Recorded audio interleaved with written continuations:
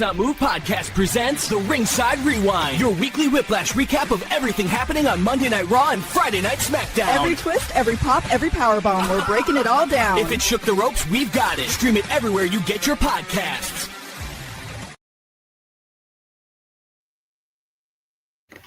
Hey everybody, welcome back. It's your boy Robert with the Not Move Podcast, and you already know what it is. It's Ringside Rewind, and you already know who I got with me. Your boy Zip Zap, also known as Boombox. How you doing today, man? Yo, I'm doing fantastic, man. How was your weekend? It was great, man. Great SummerSlam weekend. But before we get into that, bro, there's actually something unfortunate we need to talk about. It's sad, but it's also we just need to keep her in our prayers. Rebel from AEW is dealing with ALS right now. Kevin Owens said something about it after he returned, which we're going to talk about Kevin Owens' return in that match. But prayers out for Rebel right now, man, because, I mean, we've seen it with CJ2K. ALS ain't no joke. ALS is not a joke, bro, and it's sad that she's going through this right now, bro.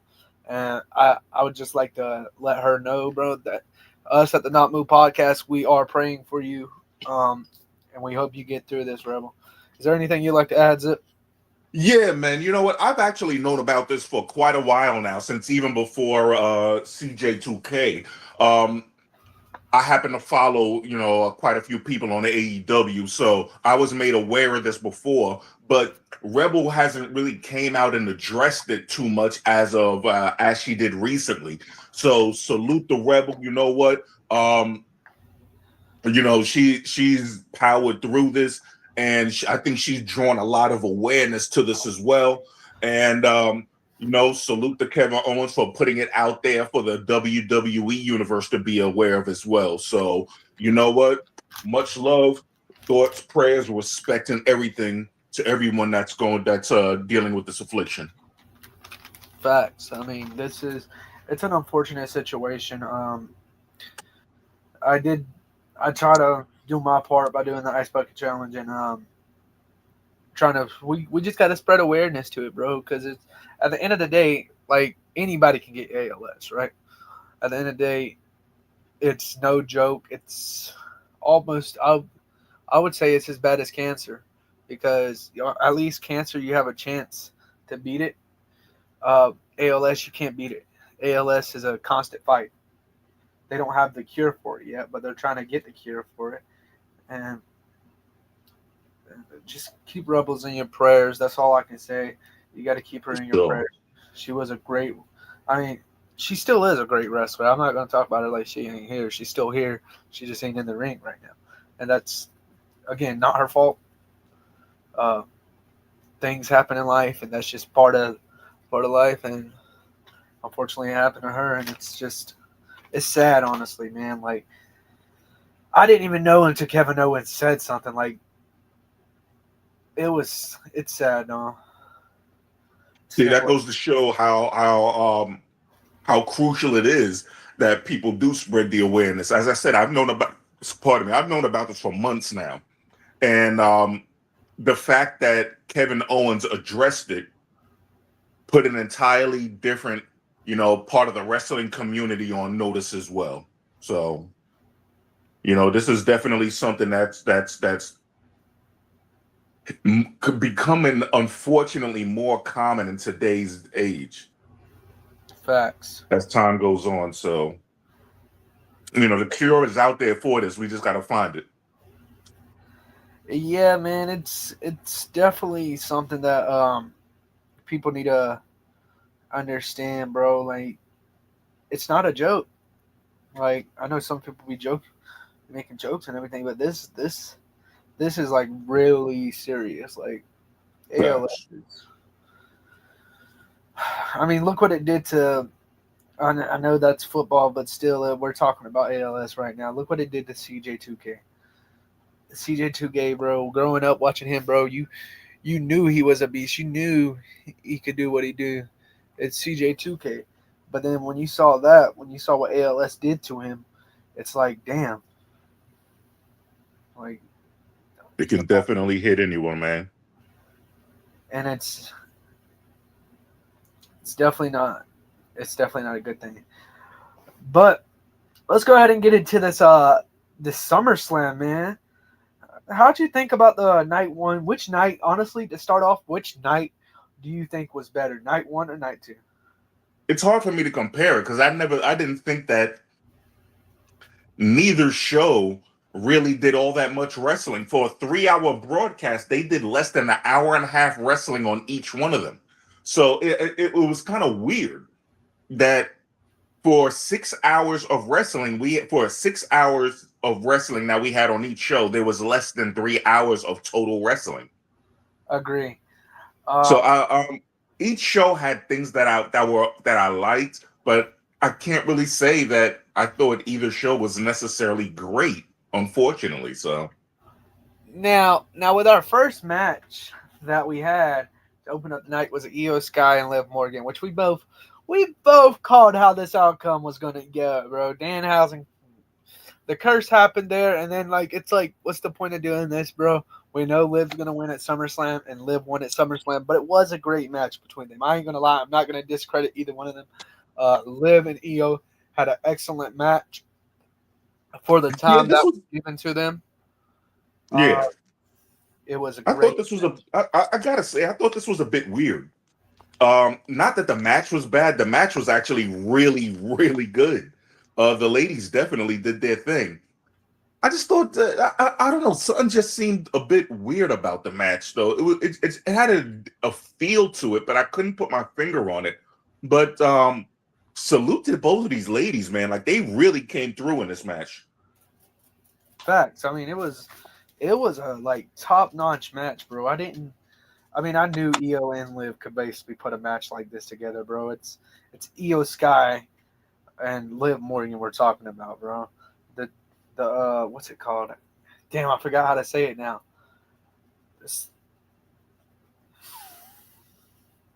Something of the sky, bro. The genius of the sky. Genius of the sky. Thank you. The genius of the sky versus the greatest women's world champion of all time. You know what That's I mean? what she says. Bro, Liv Morgan is great to me, dog, and which we'll get to that. We'll talk about what happened on Monday Night Raw with them, between Liv with that And the others. whenever we get to Monday Night Raw, but we got some interesting things that happened. But our second match, first off, before we talk about the second match, I just want to say the biggest thing they did right on this card is making Oba and Brock the main event. 100% agreed. Another match we had, though, we had Brie Bella, Nikki Bella, and Paige versus Fatal Influence. If I'm not mistaken, I'm pretty sure did Fatal Influence get the? I know at the end of the match, because I missed who got the pin because I was at work, but I did see that they turned on Paige, so that led me to believe that Fatal Influence got the win.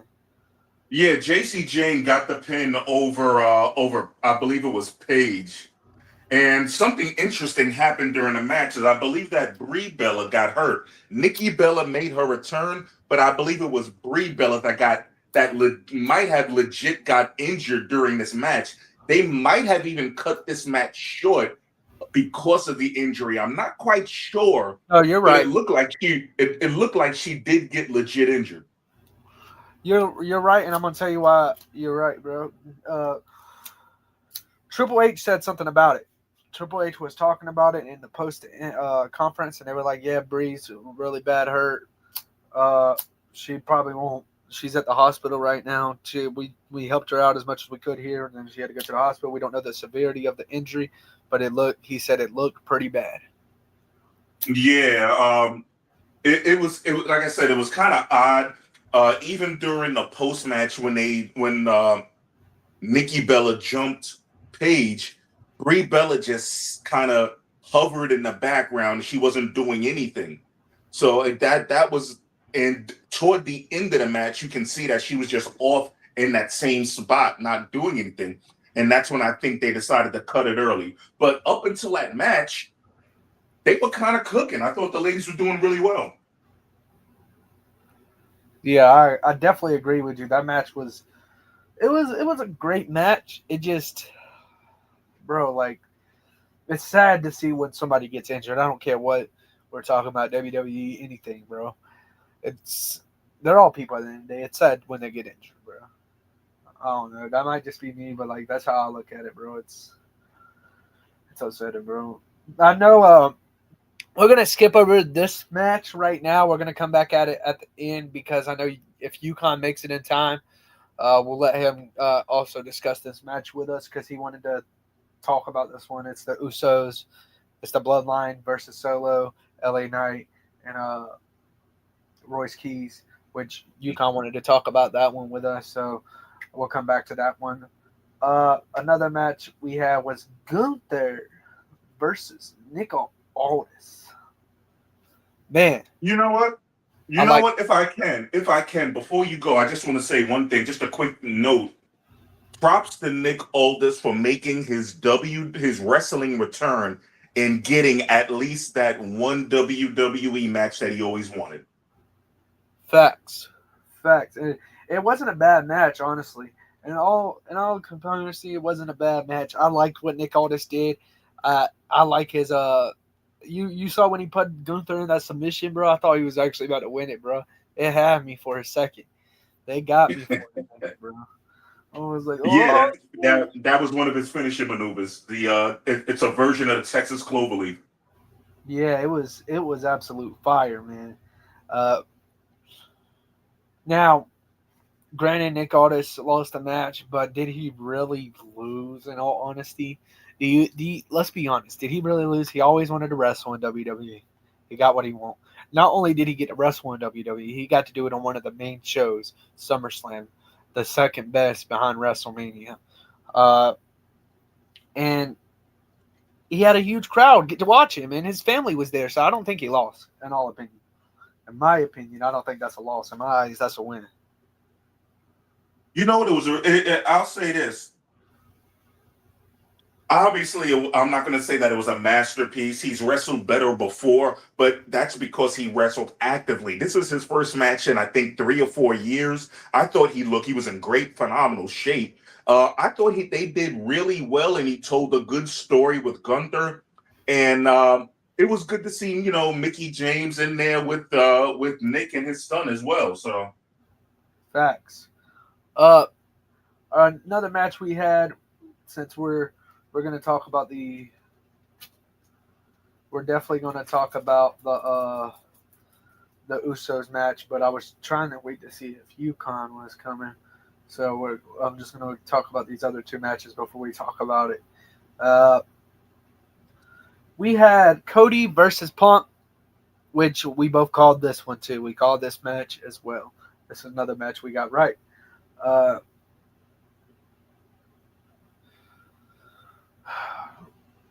Punk gets the win, but I was hoping Cody would turn heel, but instead we got Randy came in, RKO'd Cody, and then Punk got the pin and won the match. It was a great match. Let's not get it wrong. It was a good match to the end. Now, did I see CM Punk winning? Of course.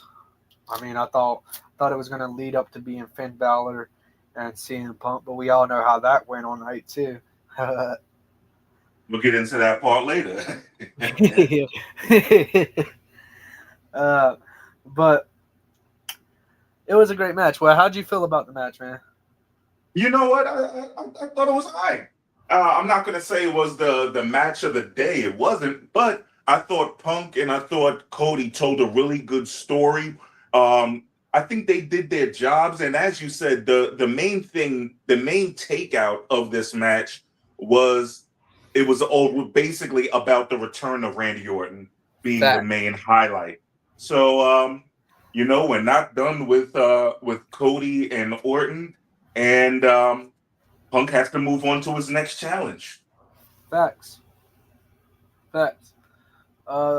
Which that leads us to our main event.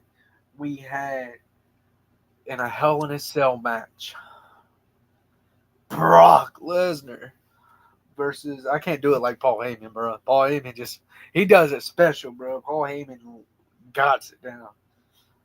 Brock Lesnar versus Obafemi, which that match, I mean, for a second, I mean, he did hit the cage. I said he was going to go through the cage, but he did hit the cage, bro. Oba put him through the table at the cage, bro. That was pretty cool. Then Brock Lesnar hitting that tombstone onto the wood instead of the mat. He tore apart the mat and hit him onto the wood with a tombstone. Then Oba gets back up.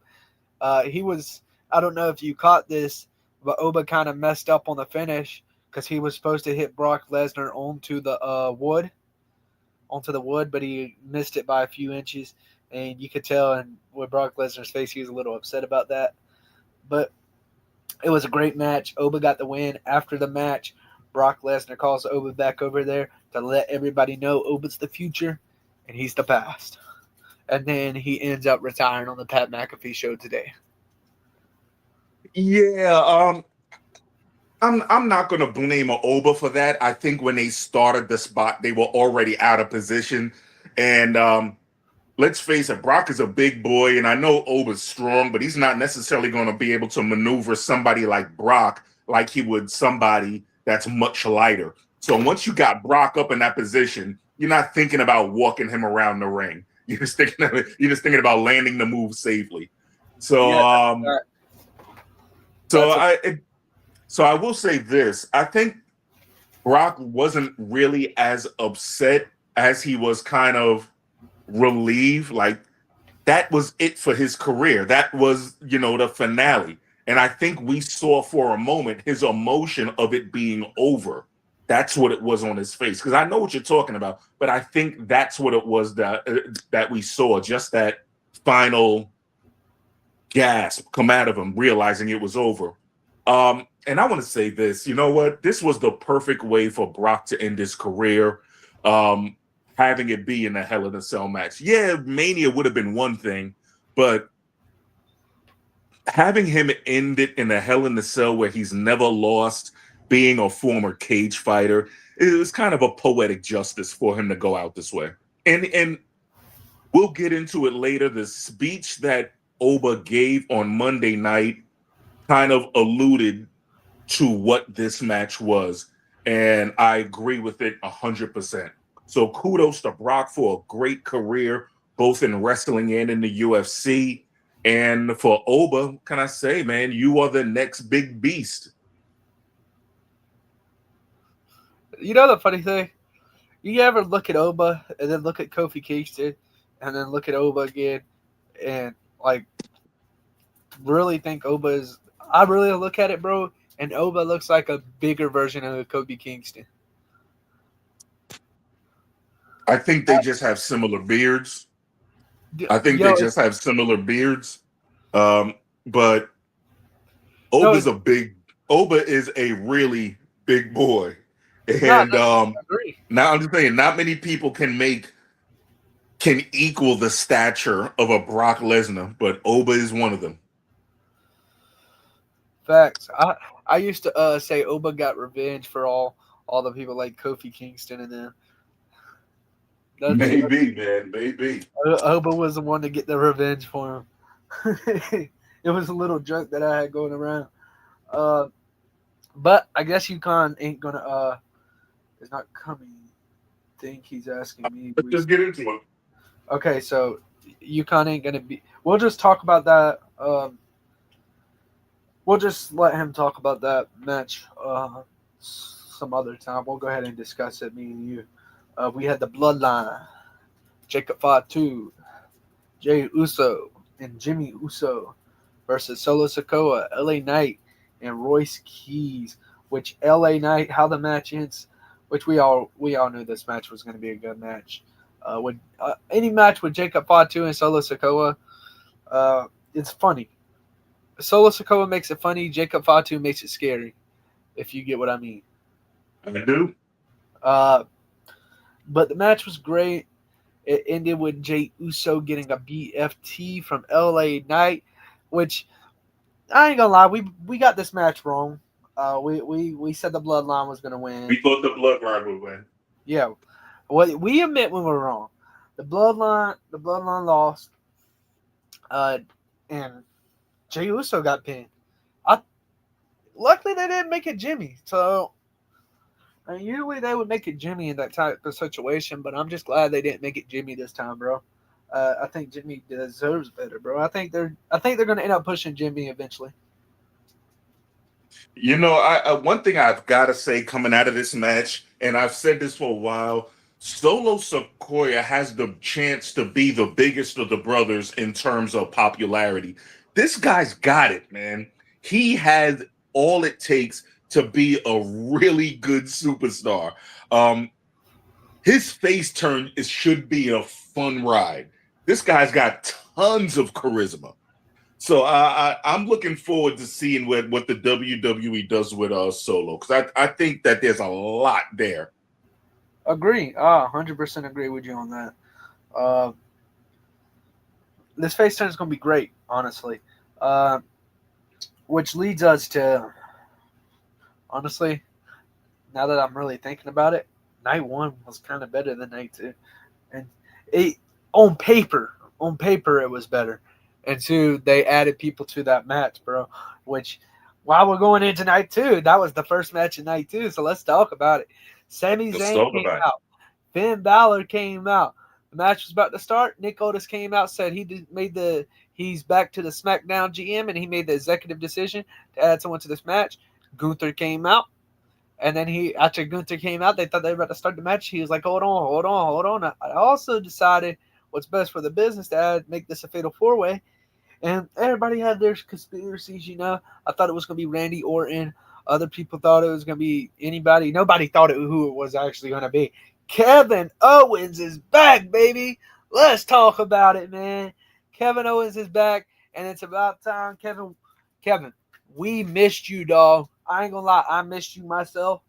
I was waiting on your return. I'm glad that you were able to get through this injury and get back out there, bro. Can't wait to see what you got in hold for us, bro. And getting that. Matter of fact, Kevin Owens got the win, so he is the #1 contender. Do they put the title on Kevin Owens? I say yes, but we're just going to have to wait and see on that. But back to the match, I think the match was a great match with the fatal 4-way. I think Kevin Owens showed that he still got it after that injury, and we seen all we needed to see, bro, after he hit Sami Zayn with that stunner. I think this is where Sami Zayn fully turns heel. Gotta say, I have a problem with this match. And it's the same thing that has bugged me for a while since TKO has taken over. When they first brought Lyra up from NXT, and she was a new face on the main roster. They made her a champion. Yeah. When they brought up Sol Ruka from NXT and she made her appearance on the main event roster, they made her champion. Facts. Kevin Owens, I know he's been gone. I know he's a tenured guy. Like I said, I've known Kevin Owens for many, many years. Before he was even in the WWE, before he was even in Ring of Honor, I knew Kevin Owens. Not of him, I knew him. I have a problem with this because the #1 contendership, I believe, should go to somebody who's at least been getting it in. Now, I think Kevin Owens could have grinded his way back to being a #1 contender. I just don't like it being awarded to somebody who's just coming back just because they're back on the main event roster.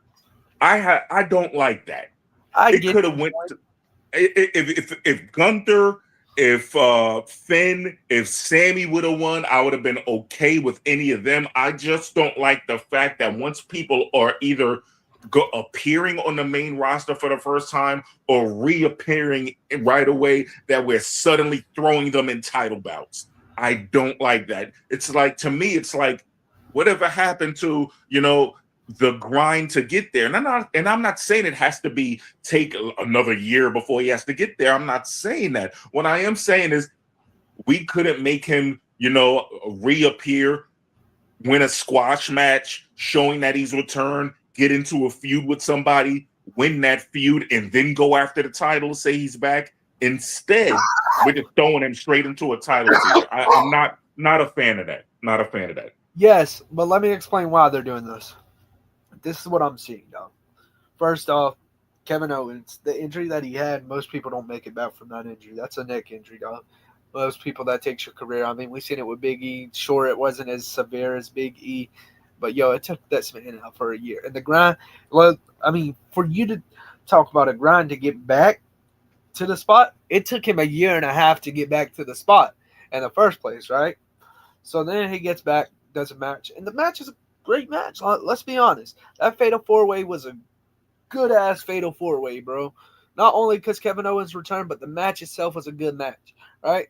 So, I mean, and looking at that, bro, if you want Sami Zayn to win the title at WrestleMania and hold it for a while, since it's going to be in Saudi Arabia, who better to put him up against than his old former friend, Kevin Owens? And this time, instead of Kevin Owens being the heel, Kevin Owens is the face, and you got Sami Zayn as the heel. You get where I'm going with this? It still doesn't mean I like it, because I don't. As far as the injury itself, wrestlers have returned from similar injuries, and it does take a while. Ilya Dragunov underwent the same surgery. It's just things that, or similar surgery. It's you do come back from it. It does take a while. It is a hard recovery. I'm not opposed to any of that. I acknowledge that, and I respect the fact that he did come back from it. But I'm just saying, I don't like the fact that people are being thrusted right into title matches. I'm just not a fan of it. Not a fan of it. I agree with you. I'll agree with you just because one of these other matches on there, and I was going to throw the same point at you, so I can agree with you on the Kevin Owens situation, because I was about to throw the same point that you just threw with one of these matches that we're going to talk about. It's actually the third match. But another match we had, I mean, it wasn't the second match, but I just want to get this out the way, dog. I'm kind of getting tired. I mean, I was like that first, but I'm getting tired of this Danhausen stuff, man. He's funny, bro. But to put him on a SummerSlam card, I mean, you could have put this in a different.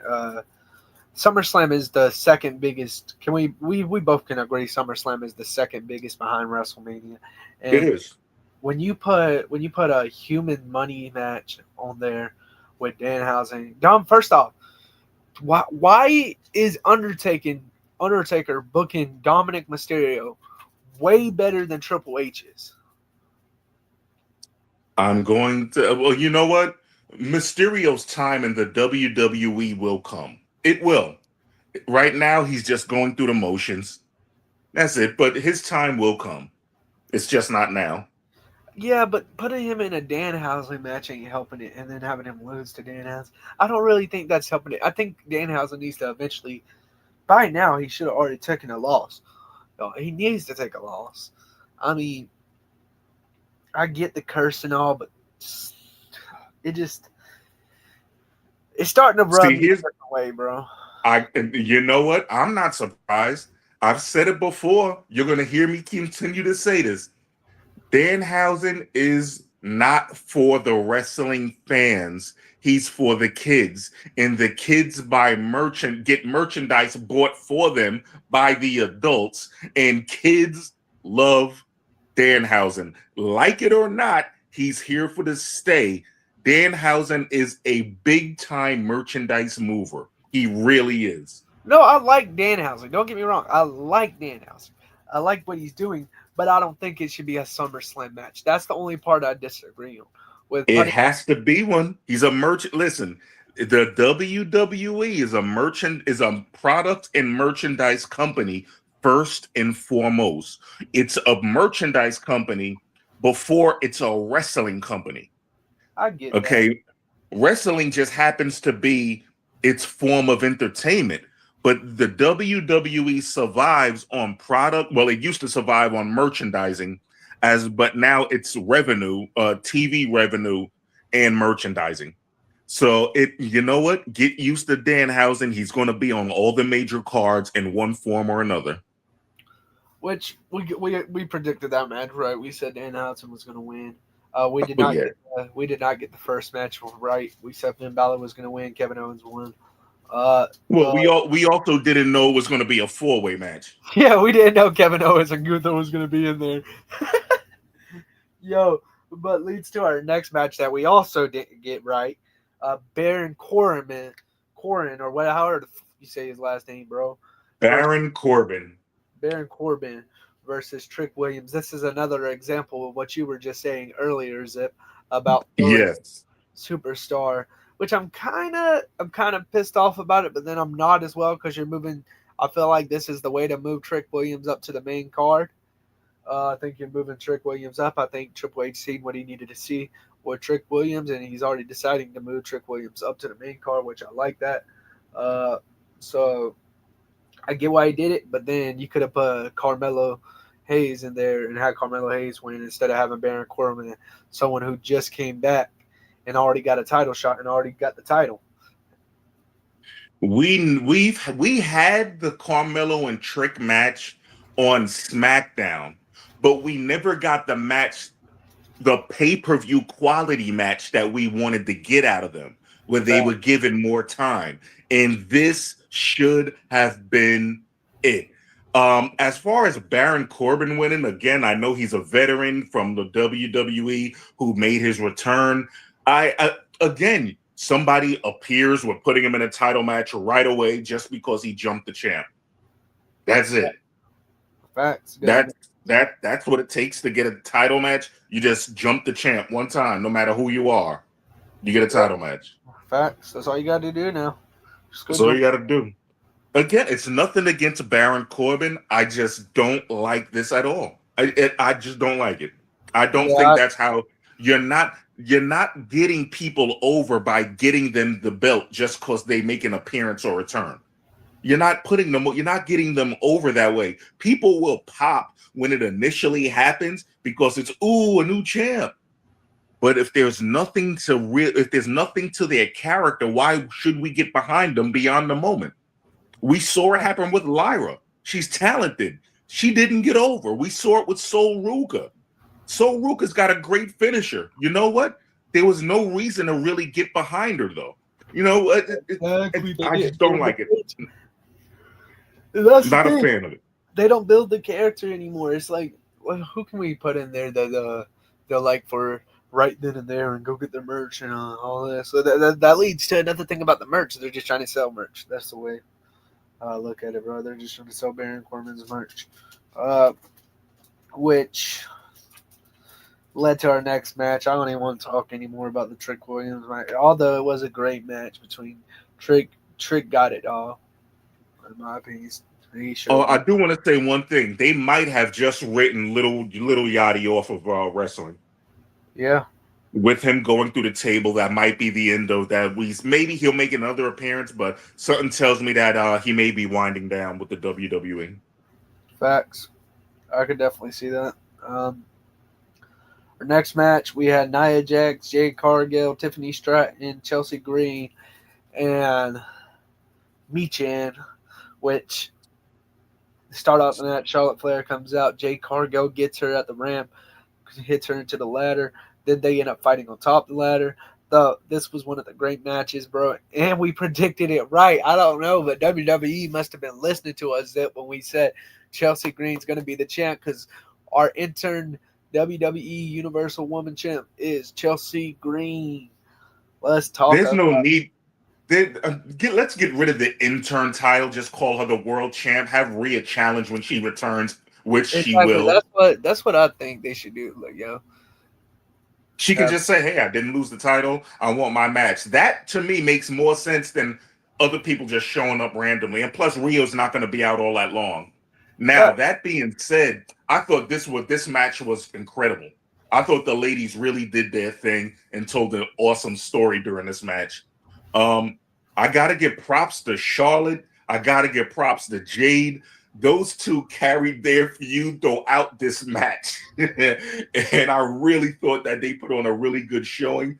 I was worried about Charlotte at one point when she was hanging from the title belt, whatever the thing that was suspending the title belt. Yeah, Yeah, there was a point when she was suspended in midair while holding that, and Jade and Lash were supposed to catch her, and they didn't quite catch her, but they didn't let her hit the ground, fortunately. And they were able to complete their move. But the ladies really did their thing. Good match. facts. And yes, Shout out to the Chelsea. right person did win. The right person definitely won. Hey, and like she said, that title is dedicated to Michael Hayes. Hey, talk about Chelsea Green and a title winning. She's the one that makes the Charlotte Flares and all that. Cool. She does that, but she also can't win the title. Don't ever disrespect Chelsea like that again. Oh, and one more thing. Shout out to her. Shout out to her husband who was at ringside. Yep. Zack Ryder. Yep. Woo woo woo. Woo. Hey, Dana, how's this? Yo, does this make Chelsea Green the first Universal Champ? And when it comes to Zack Ryder, did Zack Ryder ever win one? Zack Ryder's never won. He's never won the world championship. He's won he was the internet champion, which was awesome. And it was a make-believe title that he carried around. And he was the Intercontinental title. He might have held the US title one. It was either the US or the Intercontinental champion. So Chelsea Green, the Chelsea top dog. Green, Let's go, Chelsea. she truly deserves it. Let's go, Chelsea. I know she never they asked her if she wants to take a loss, she'll take it. It doesn't matter. Chelsea made her way to the top, bro. She did I've watched the Unreal thing, bro. I ain't gonna lie. And Chelsea Green just says yes to everything. Like she deserves it, bro. Yeah. Yeah. You facts. Another match we have Penta versus Chad Gable. Chad Gable gets the title in his hometown of Minnesota. His family comes into the ring. Penta puts the title on him. Penta's a great job to Penta, bro, for keeping the face, bro. And after losing the title, to put the title on him and everything. Shout out to Penta and shout out to Chad Gable for getting the win. Great match. And what can I say? We called it. That's all I can say, bro. We called it. You know what? This one to me was really predictable. Obviously, the WWE was going to give back to Chad, and it was the right place to do so. And Chad has quietly been one of the better wrestlers in the WWE for quite a while now. So glad to see him have this moment. Facts, and I 100% agree with you. Now, I actually want you to start us off on this match. It's the main event of night 2. I want to hear what you got to say about it real quick. Okay. I need people to understand, before I get into this match, just what Roman Reigns represents. Roman Reigns matches are all storyline based, which is why he wrestles different than most other people you'll see throughout wrestling cards. Now, this match was incredible to me. I love the storyline that they told. I thought him and Seth really did a good job of taking us through all the emotions that you would want out of a wrestling match. You saw two guys go for the title, but at some point during this match, it looked like it stopped being about the title and about Seth saying you are not good enough on your own, and Roman saying I can do this and beat you on my own. And they also incorporated the Shield storyline into the match. By the way, they incorporated Dean Ambrose many times throughout this match. Who Seth's outfit, the face mask that he wore, Dean Ambrose used to wear that. That's why I'll get to that in a second. The face mask he used to wear is what Dean Ambrose used to wear. Seth did the clothesline move that Dean used to do, who he got it from Nigel McGuinness. It was his move originally, but then Dean took it and Seth did it during this match. We saw Roman do the double arm DDT, Dirty Deeds, or the paradigm shift. that Dean Ambrose calls it. So this was the conclusion of the Shield storyline for the parties involved. The match itself was, in my opinion, the best WWE match this year. In terms of the WWE matches, I think this was the WWE match of the year. And you know what? It was a clean match, clean finish. Well done. Well done. And not only that, bro, after the match, we got to see he put the mask in the middle for Dean Ambrose. I don't know if you know. For Dean Ambrose, yes. Yep. And then they did the fist bump the Shield. They did the fist thing the Shield used to do, bro. And that just brought back so many memories down. And I saw this AI thing with them doing it, and then Dean Ambrose is at his house, and he does it too. And, it even made it even more special. I was like, wow. Like, I know it's AI, but it's still dope. Yeah. It was nice, man. It was nice. I loved the match. I agree with everything you just said. I loved how Roman had to hit him with 3 spears to finish him. I loved how Seth went for the super curve stomp from the very top rope. I loved how they did Dean Ambrose's moves. Showed respect to Dean. Yeah. Not only that, if I know this is a WWE show, but on the last AEW pay-per-view, Dean did some moves of Roman's and Seth's, showing respect to them as well. So it went both ways, but it's pretty cool to see that they did that as well. Now, very important, before we get into Raw, I do want to add something else happened at the end of this, which wasn't shown until Raw, but after this match, something took place. We'll get into it in a little bit. No, let's go ahead and talk about it real quick, because I'm about to go to commercial break. Let's not leave the people with a... No, because I want to know. I want to know what happened real quick, dog. Well, they showed it on Raw. They showed it at the end of Raw.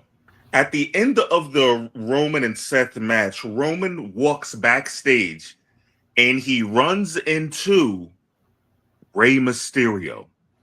Rey Mysterio looks at him and he goes, they shake hands and he goes, I'm the GM of AAA.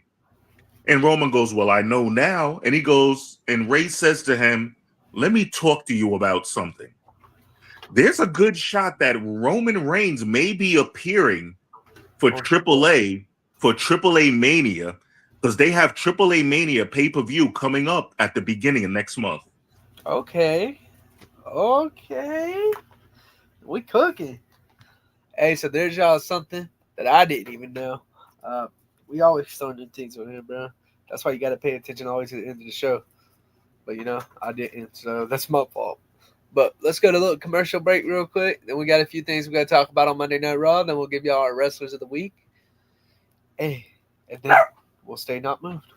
The Not Move podcast is fueled by W Energy. Smooth, jitter-free focus, and flavors that slap. Mango, berry, watermelon. Whatever gets you locked in, they've got it. Hit up W.GG, use promo code NOTMOVED, and snag 10% off your order. Stay not moved, stay energized. Known with Friday nights, 9 Eastern, it's The Dribble, NBA edition on the Not Move podcast. We break down the week, the trades, the highlights, everything around the league. Tap in, chop it up with us, and get the takes that move the game forward. Stay not moved.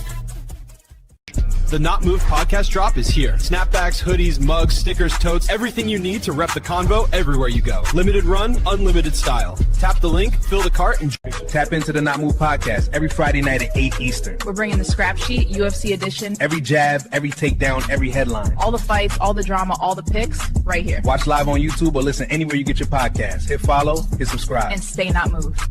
Need some new Not Move drip? The In the Wickets hoodie just dropped. Super soft fleece, heavyweight feel, and the official NMP patch on the sleeve. Tap add to cart, check out, and let us handle the rest. In a couple days, it shows up at your door, ready to rock. Rep the podcast from the couch to the tip.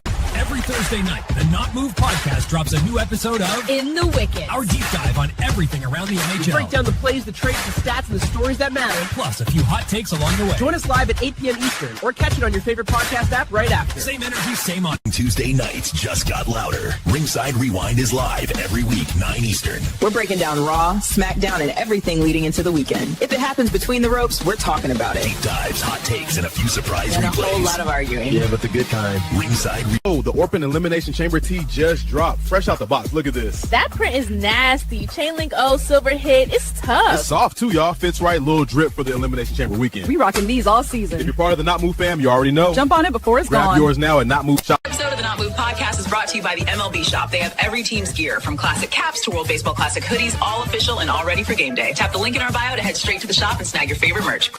The drop is here. NMP gear built for every day and game day. Hoodies, mugs, and the Coach Common jersey in bold gold.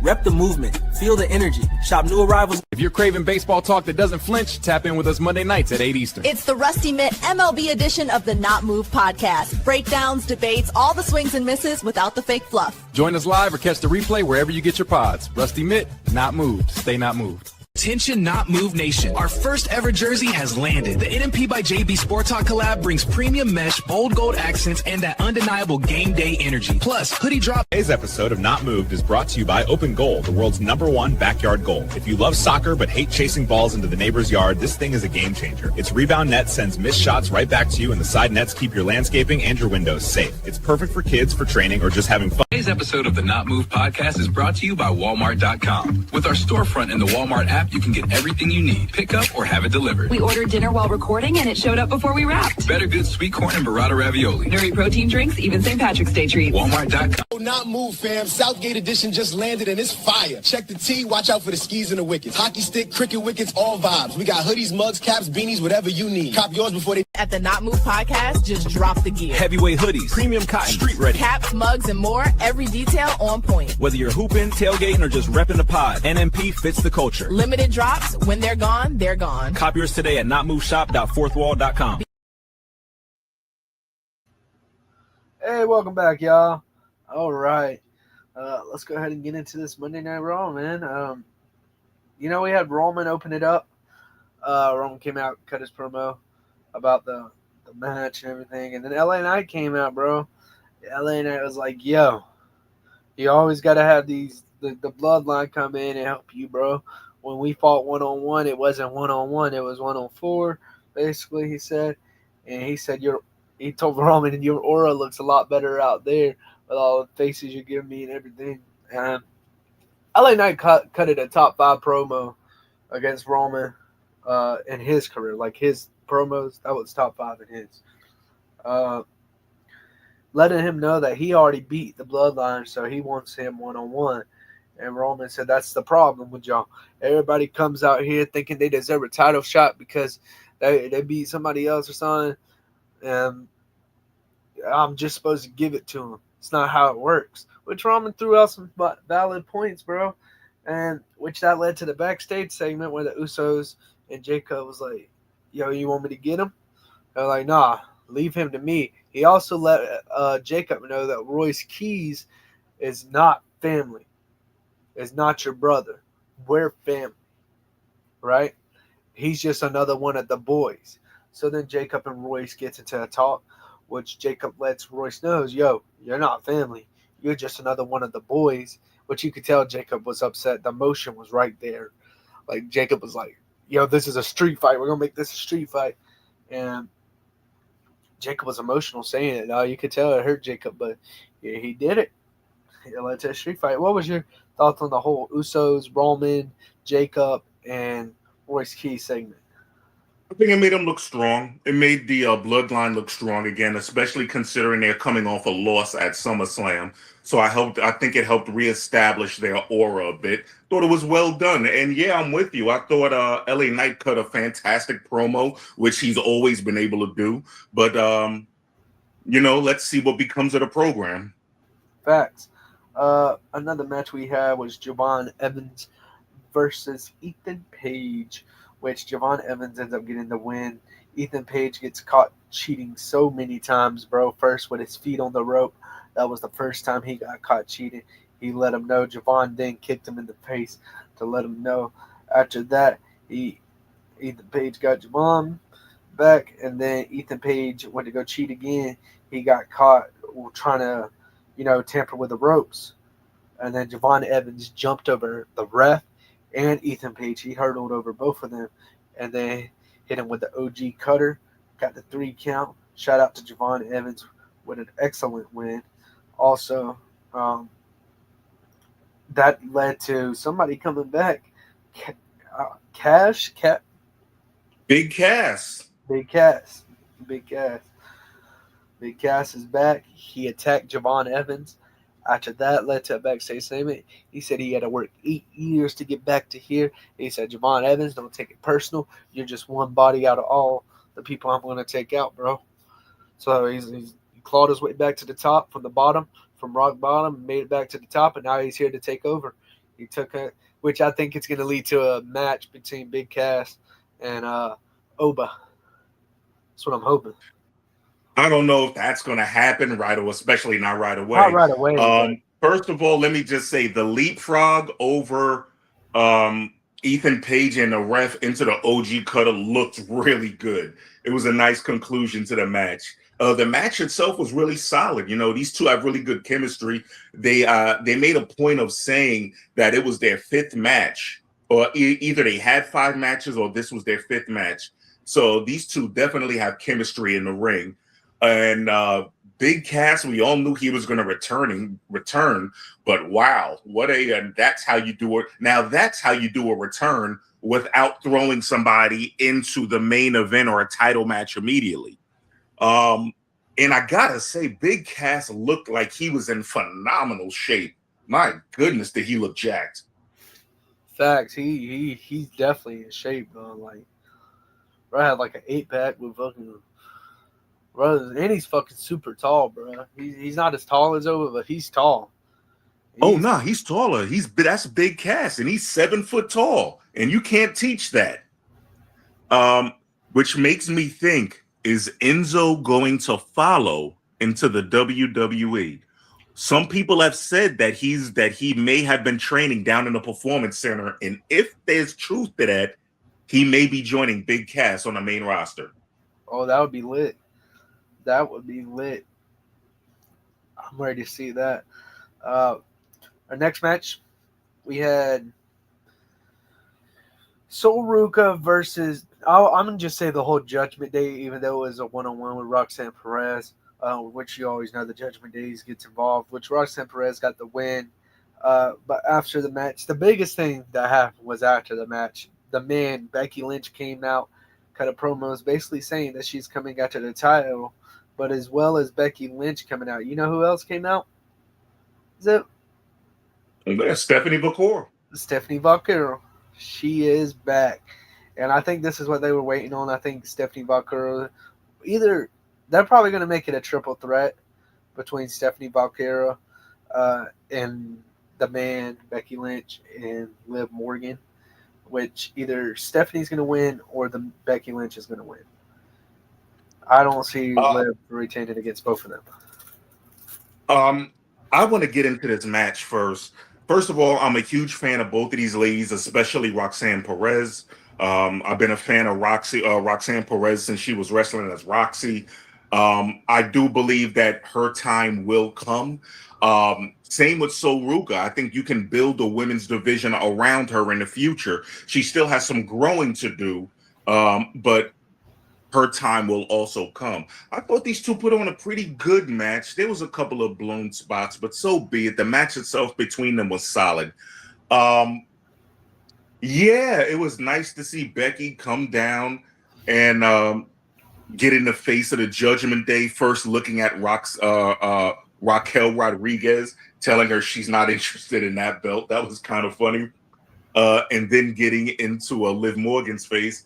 And then to see Stephanie Vaquero, make her appearance, it was really good to see her.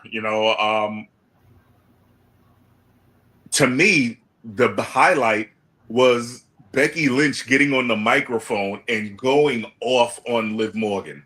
She cut a vicious promo, and it was awesome. She said some really funny things, and it's you'll see memes of this everywhere, talking how she's not the best champion in the Judgment Day. She's not even the best champion that slept with Dominic Mysterio. But then the face-off that happened between Stephanie Vacour and Becky Lynch was really good. And interestingly enough, as good as it wasn't even the best face-off of the evening. Facts, which we're getting into that next.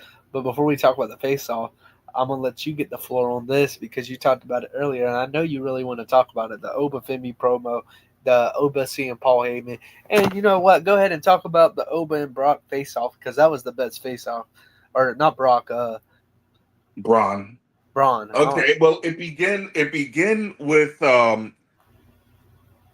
the beginning of Raw, you saw Paul Heyman standing there with Oba walking up to him, and Oba's decked out in Nigerian garb, and he looked really badass.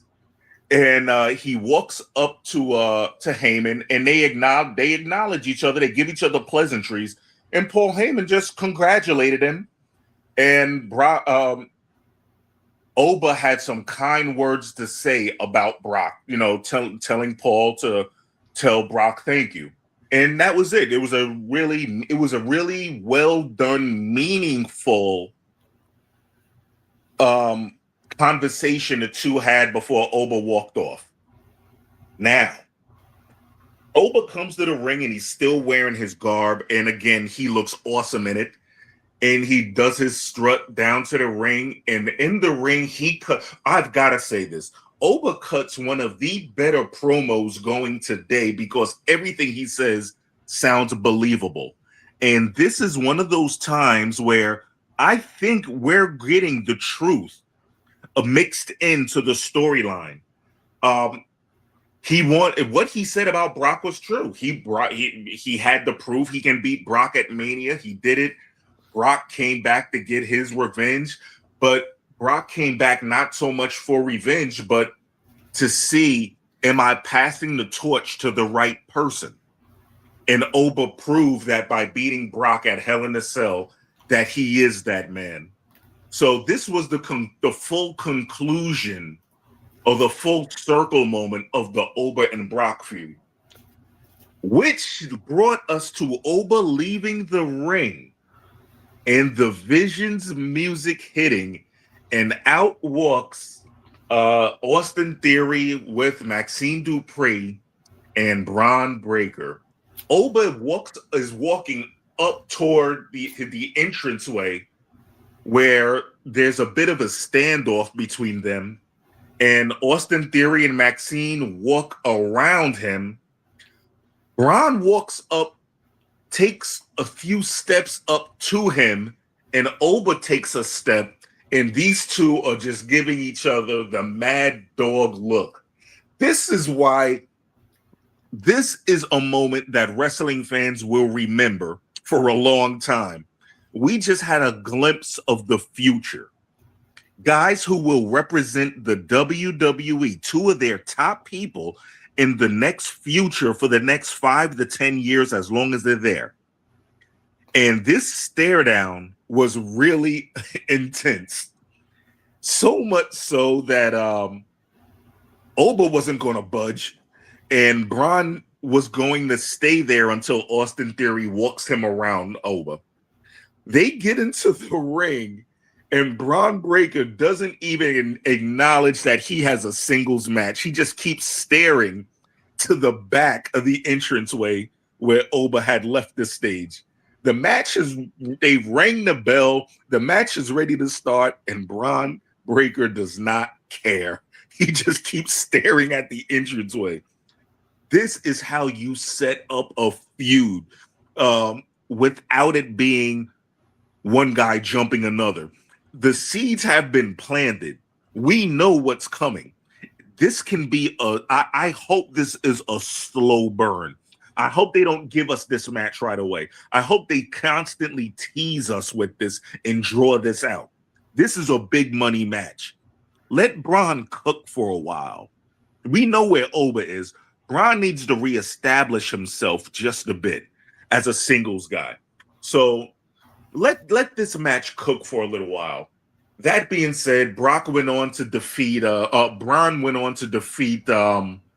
Joe Hendry in what was a 5-minute match. Maybe it was a quick match, and it didn't need to be long for one. It didn't need to be long at all.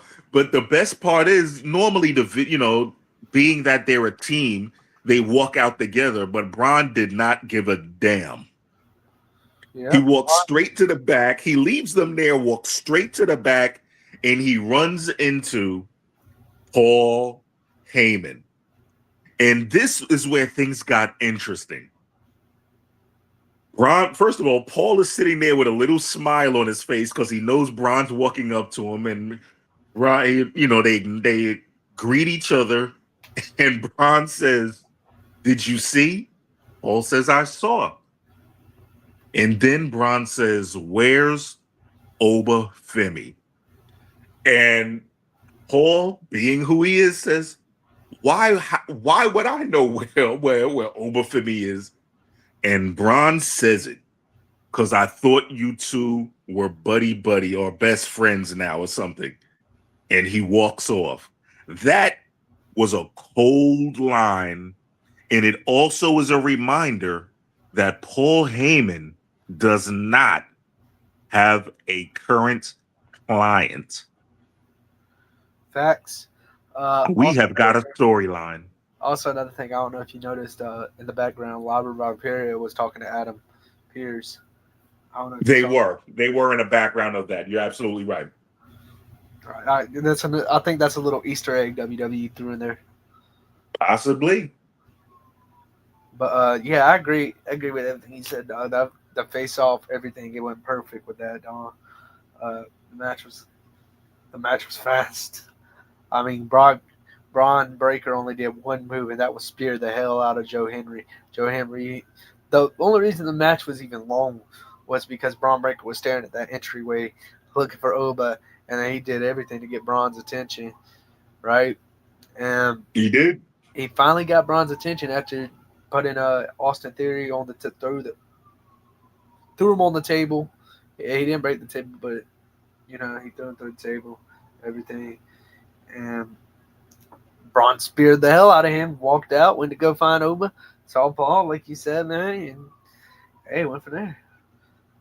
Which we had a match between Chad Gable, but I know we're short on time, so I'll just rush through this one real quick.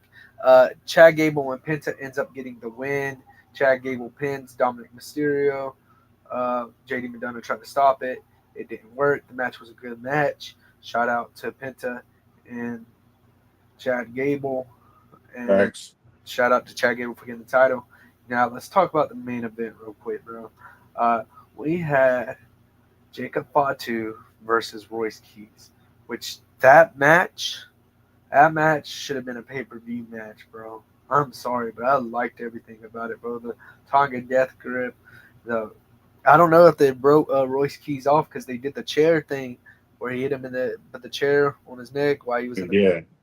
So they probably broke Royce Keys off for a little bit, bro. Starting to think that in his mouth, like it was gushing. I mean, we know it was the pill that you bite it and the blood comes out, but it was gushing blood. And all the chairs in the match, the table he went through. Actually, there was two tables, the announce table and the other table that Royce Keys set up in the corner. Royce Keys ended up going through that table. Then after the match, after the Tonga Death Grip, Jacob Fatu keeps hitting him with the Tonga Death Grip. The bell rings 3 times before he lets go. Then he hits him again with it. Then Adam Pearce comes out and lets him know, hey, yo, you got chill. Then he hits him with it again, put the chair on his neck, hits him with his move. Then Roman Reigns came out and he said, I approve. And they both Roman Reigns put the one to the sky. Jacob Fatu acknowledged him. And that's how it ends, man. Oh, and then the Rey Mysterio thing. Yeah, they completely wrote Royce Keys off, which is good because I think they're going to repackage him and expect to see a bigger, badder better version of Royce Keys when he does return. And it was good for Jacob. I think Jacob showed that vicious side in him that we hadn't seen in a bit. And something seems to be brewing between him and Roman. And I can't wait to see where this goes. He's either bought in on Roman or eventually he's going to reach his breaking point. So I think that's something to keep your eye on in the background is the interaction between Jacob and Roman. Facts. Definitely agree with you. I think he's bought in though. I think he's all in now. But possibly, bro. But leading to our wrestlers of the week, I actually got 2 men and 2 women this time. I'm going to do 2 and 2 this time. I want to give my 2 men to Seth Rollins and Roman Reigns. They were the best match of SummerSlam, best match of the year in WWE. It just brought back so many memories. I loved it. My females, Chelsea Green is number 1, and Rebel is number 2. I know she ain't wrestling right now, but she's still my wrestler of the week. And facts. Prayers up for Rebels. And Chelsea Green, shout out for the big dub. Shout out to Chelsea. For the you know what? For the male wrestler of the week, I'm gonna give this one to Brock Lesnar. Thank you for a wonderful career. You left us with a lot of great wrestling memories. And I think passing the torch in a way he did was phenomenal. I'm gonna give him that. There's one honorary male wrestler of the week that I'm going to give out, and that's somebody who showed a lot of love to the NMP podcast, this show in particular, and that is the great Unk, El Tío Grande, the man himself, representing IWA Puerto Rico.com, IWA Puerto Rico and YouTube, IWA Wrestling, and that is the great Savio Vega. For the ladies, I'm going to give this one to Chelsea Green as well. It was a long time coming, truly deserved, enjoyed every moment of it, rooted for her for this entire match. Glad to see that she won. And I'm sending an honorary one out with you as well. And that's to Rebel. You know what? The wrestling community supports you 1,000%. Facts. And we stand with Rebel. Shout out to Rebel. And as always, shout out to Salvio Vega. Shout out to Brian Maxwell. He was going to come on the show, but then he got stuck with 2 clients, which that's understandable. He's possibly going to come on Thursday or either Tuesday. If he comes on Thursday, he's going to talk AEW with y'all.